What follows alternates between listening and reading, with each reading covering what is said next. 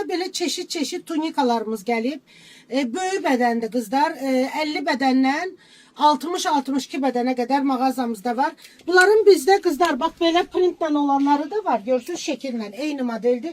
Fərqli printlərdən və printsizləri də var, şəkilsizləri də var. Sadəliyi sevən xanımlarımız üçün 30 manata böyük bədəndir. 48-50 bədəndən 60-62 bədənə qədər çox zərif ayrabin parçadır qızlar. Pambıq əsaslıdır. Bax belə bir enli A kəsim rahat koftalardır. Şalvar üstü bədənə yapışmır. Bax belə bol koftaları sevən xanımlarımız üçündür. Sadə koftalardır. İkinci rəngi qara rəngdir xanımlarımızın sevimli rəngi. Belə rahat böyük qolları da var, enli qolları da var gördüyünüz kimi.